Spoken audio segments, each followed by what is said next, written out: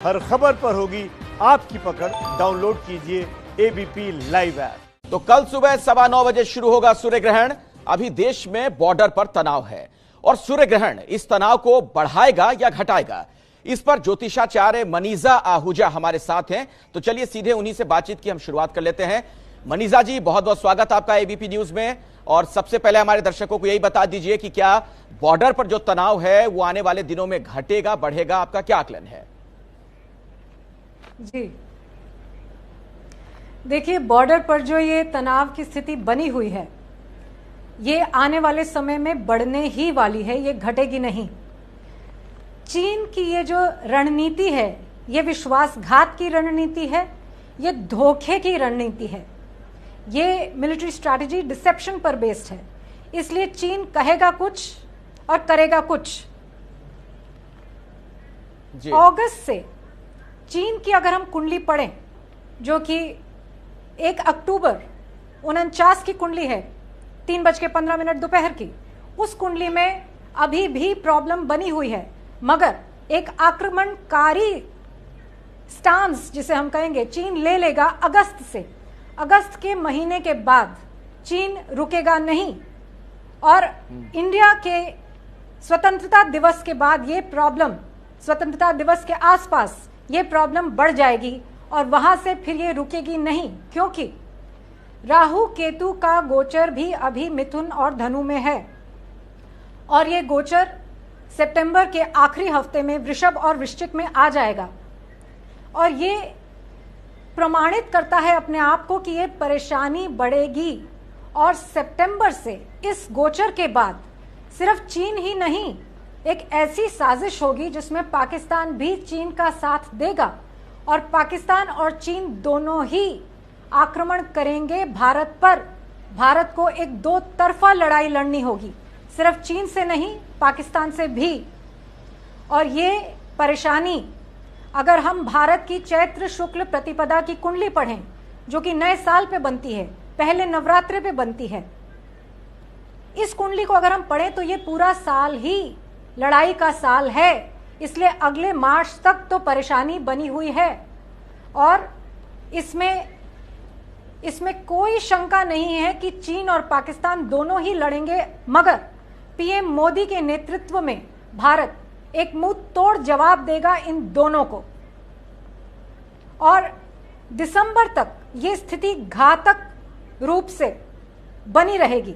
उसके बाद कोई और देश, जो कि मेरा अनुमान है यूएसए होगा, डिप्लोमैटिकली इंटरवीन करेगा और दोनों चीन और भारत को इस मामले को, इस परेशानी को सुलझाने की कोशिश करेगा। मगर दिसंबर तक काफी घातक स्थिति बनी हुई है। मिथुन राशि का ये ग्रहण सिर्फ अकेला नहीं है, इससे पहले एक चंद्र ग्रहण है, इसके बाद में एक चंद्र ग्रहण है। और ये चंद्र ग्रहण क्यों विशेष है? क्योंकि इस चंद्र ग्रहण के समय बृहस्पति और शनि की एक युति बनी हुई है धनु राशि में। इस युति का प्रभाव और ग्रहण का इसके आसपास परस्पर प्रभाव देश के लिए नहीं, विश्व के लिए घातक सिद्ध होगा। राहु का वृषभ में गोचर, जो कि सितंबर के लास्ट वीक में है, और राहु का रोहिणी नक्षत्र में प्रवेश हमेशा से इस देश के लिए घातक सिद्ध हुआ है। अगर हम पिछले कुछ एग्जाम्पल्स देखें तो लाल बहादुर शास्त्री की मृत्यु राहु वृषभ में, इंदिरा गांधी की मृत्यु राहु वृषभ में, ब्लू स्टार ऑपरेशन राहु वृषभ में, 1965 का इंडो पाक वॉर राहु वृषभ में, 1946 डायरेक्ट एक्शन डे राहु वृषभ में। ये कम्युनल राइट्स भी दिखा रहा है। तो ये एक खंड प्रलय का समय है। युगांत में प्रलय होता है, मगर ये खंड प्रलय का समय है जो कि 2020 से शुरू होता है। और आप इसे मेरी भविष्यवाणी जानिए कि चीन जो अभी कर रहा है वह आगे जाके उसके लिए परेशानी का कारण ही बनेगा। चीन की कुंडली में लड़ाई का योग इस अगस्त से अगले सितंबर यानी कि 2021 तक बना हुआ है, मगर इसके बाद चीन की इकोनॉमी और चीन स्वयं एज अ कंट्री नीचे ही जाएगा। विनाश काले विपरीत बुद्धि, परेशानी चीन को होगी क्योंकि हम एक मुंह तोड़ जवाब देंगे।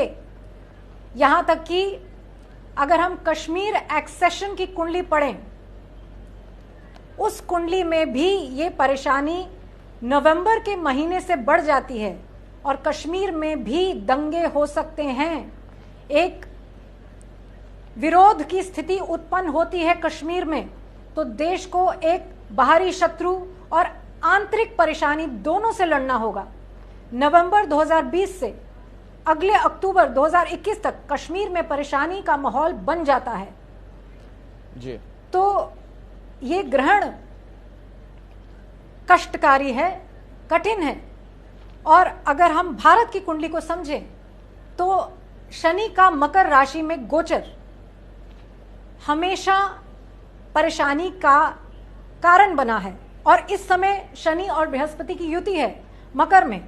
भारत की कुंडली में मकर राशि में अष्टक वर्ग की पद्धति में सर्वाष्टक में बहुत कम बिंदु हैं, इसलिए जब भी ये युति मकर या मिथुन में बनती है तब इस देश को परेशानी झेलनी पड़ती है। एक नेशनल वीकनेस का टाइम आता है जब ये युति मकर या मिथुन में आती है। दोनों में ही सर्वाष्टक में बहुत कम बिंदु हैं और इस समय ये युति ग्रहण के साथ आ रही है और इसलिए ये ग्रहण इस देश के लिए घातक सिद्ध होगा। इस देश के लिए ही नहीं, विश्व के लिए घातक सिद्ध होगा।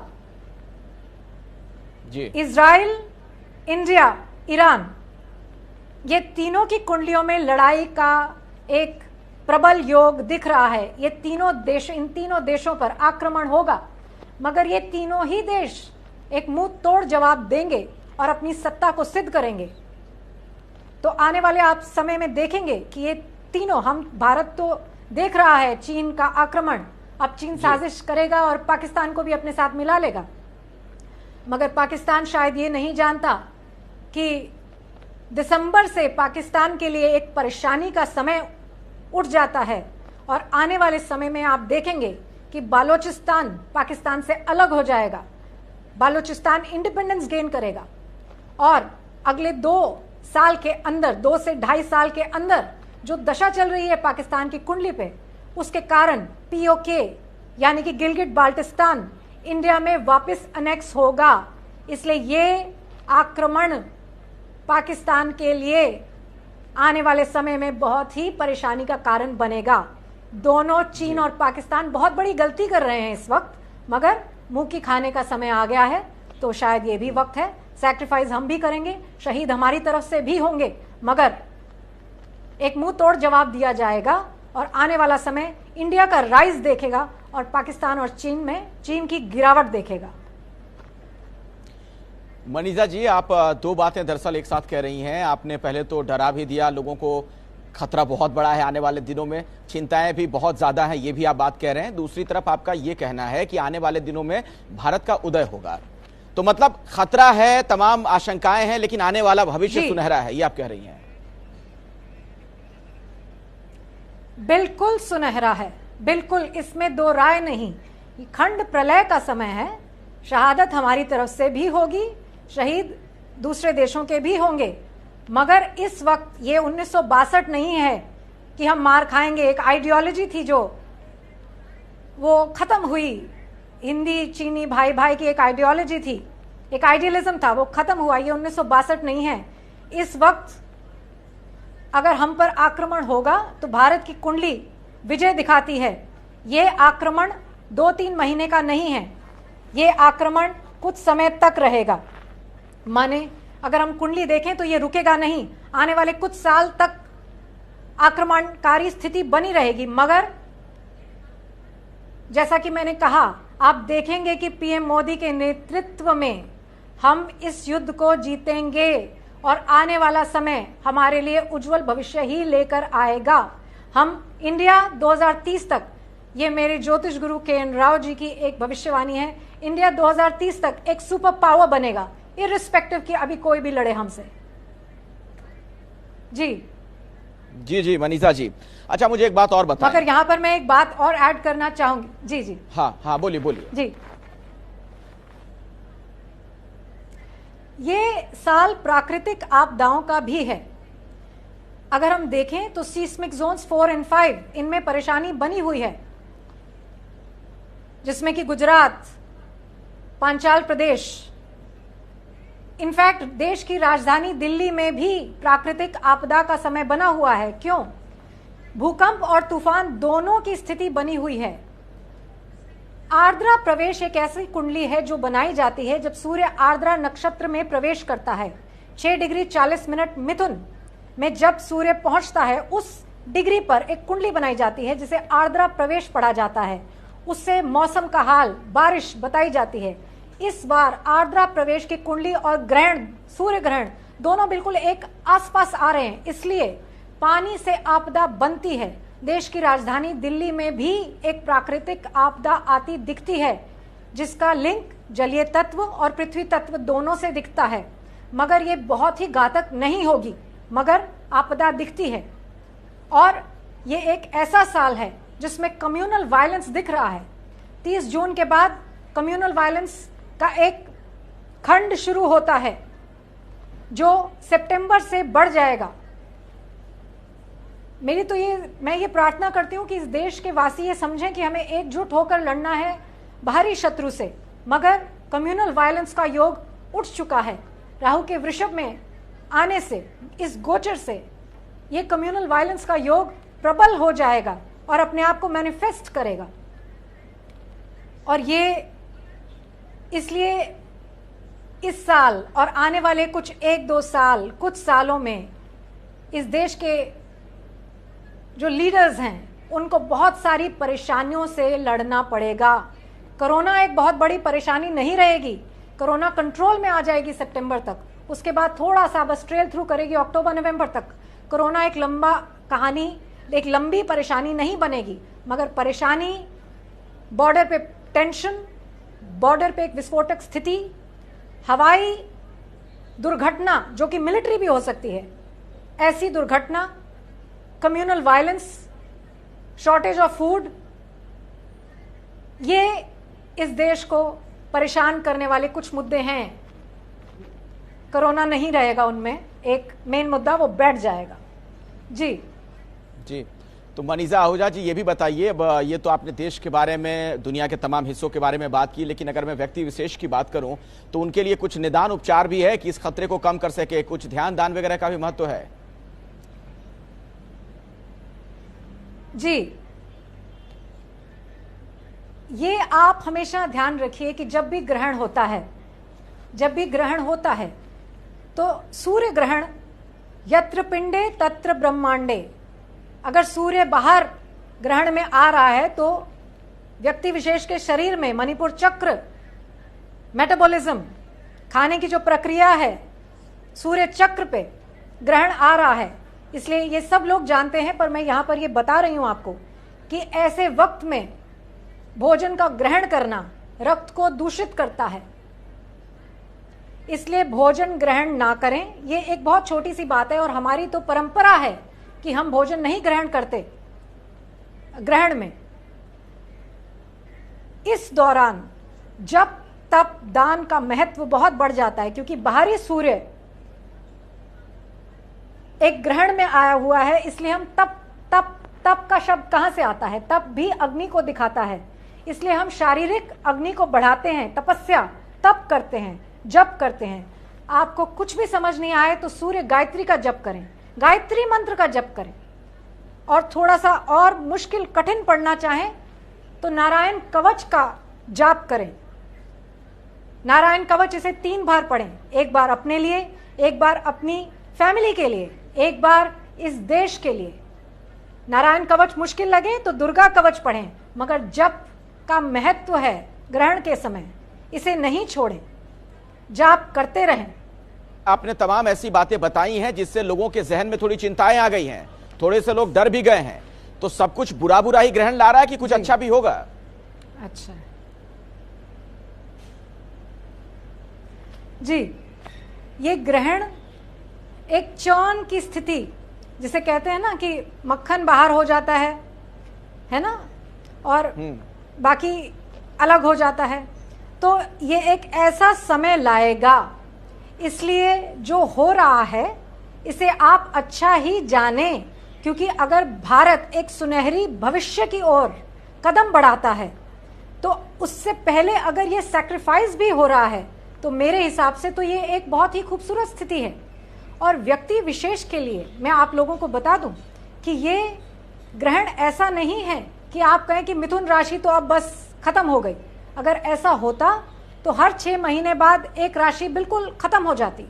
मेरा खुद का चंद्रमा मिथुन में है, मृगशिरा नक्षत्र है और ग्रहण भी मृगशिरा नक्षत्र में हो रहा है। और मैं आपको बता रही हूं कि ये कोई परेशानी की खास वजह नहीं है, इसलिए बिना बात का डर नहीं बनाएं। ये समझें कि इस टाइम ये ग्रहण, इसे हम मेदिनी ज्योतिष से पढ़ेंगे और समझेंगे कि ये देश के लिए एक कठिन समय है, इसलिए हम एकजुट होकर आगे बढ़ेंगे। ये वो वक्त है कि जो धर्म की धुरी में रह गया वो बच जाता है, जो बाहर की तरफ आ गया वो निकल जाएगा। ये एक कॉस्मिक चर्न का समय है, एक कॉस्मिक चर्न शुरू हो चुकी है इस वक्त। इसलिए अपने कर्म को एट एन इंडिविजुअल लेवल, अपने कर्म को स्वच्छ रखें, सही करें, झूठ नहीं बोलें, किसी का मन नहीं दुखाएं, चोरी नहीं करें, बेईमानी नहीं करें, सत्य पर रहें। शनि अपने आप में एक जस्टिस है, जस्टिस गिवर है, एक जज की कुर्सी पर है शनि। उनको शनि परेशान नहीं करता जो सत्य पर रहते हैं। उनको कष्टकारी वक्त आता भी है तो वो उससे बाहर, उसको पार कर जाते हैं अग्नि पर रहकर। अग्नि क्या है? मर्यादा। भूलिए मत, शनि और सूर्य का एक रिश्ता है, पिता और पुत्र का। शनि कारगर नहीं होगा अगर सूर्य बलि नहीं है, सूर्य कारगर नहीं होगा अगर शनि बलि नहीं है। अगर आप अपने घर के सर्वेंट्स को प्रताड़ित करते हैं तो ये मत सोचिए कि अग्नि में पावर आएगी। ये एक बड़ा ही इंटरेस्टिंग बैलेंस है जो शनि और सूर्य बना के चलते हैं। और ग्रहण की इस धुरी में दोनों ही बैठे हैं। आप शनि मकर में वक्री होकर धनु की तरफ और ग्रहण मिथुन में। तो इस बात को समझें, अपने कर्म को स्वच्छ रखें और बचाव निश्चित होगा। देखिए, बहुत अच्छी बात आप कह रही हैं मनीषा जी, कर्म को स्वच्छ रखें। और वैसे जो वर्तमान में तमाम उथल पुथल हम देख रहे हैं, लेकिन आने वाले दिनों में आप देख रही हैं कि भविष्य सुनहरा होगा, ये एक बड़ा अच्छा संकेत है, अच्छी बात है। अब जरा ये बताइए कि आपकी गणना क्या कहती है दैवीय आपदाओं को लेकर। सवाल का संदर्भ यह है कि दिल्ली एनसीआर में पिछले दिनों में हमने देखा भूकंप के कई झटके आए। जी देखिए, इसे दिल्ली को स्पेसिफिकली पढ़ने के लिए शास्त्र बताता है दिल्ली का जो लग्न है, दिल्ली स्थान का जो लग्न है वो वृश्चिक है, मगर इसे सिंह लग्न से भी पढ़ा जाता है। इसे जो चीफ मिनिस्टर होता है उसकी शपथ ग्रहण की कुंडली से भी आप पढ़ सकते हैं। शपथ ग्रहण की कुंडली से आप चीफ मिनिस्टर की पॉलिसीज, प्लान्स, उस स्थान के बारे में समझ सकते हैं। तो इस समय दिल्ली के चीफ मिनिस्टर अरविंद केजरीवाल हैं, तो अगर 16 फरवरी की कुंडली पढ़ी जाए अरविंद केजरीवाल के ग्रहण की, तो वह शपथ ग्रहण की, तो वह वृषभ लग्न की कुंडली है। और इस समय शनि और बृहस्पति दोनों मकर राशि में वक्री हैं। 30 जून को बृहस्पति मकर राशि से धनु राशि में वापस, जिसे हम कहते हैं गिर जाते हैं, फॉलन प्लैनेट गिर जाएंगे। उस समय वो अष्टमेश हैं जो नवम को टच करके वापस अष्टम में आ रहे हैं। और मंगल भी एक विस्फोटक स्थिति लिए हुए है, क्योंकि 3 साल में एक बार मंगल एक ही राशि में 4-5 महीने चिंताएं अभी हैं दिल्ली एनसीआर के लोगों के लिए आने वाले दिनों में खतरा बड़ा है, आपका ये आकलन कहता है। बहुत बहुत शुक्रिया राजधानी में मनीषा आहूजा जी, वक्त नहीं है, बहुत बहुत धन्यवाद आपका हमारे साथ जुड़ने के लिए।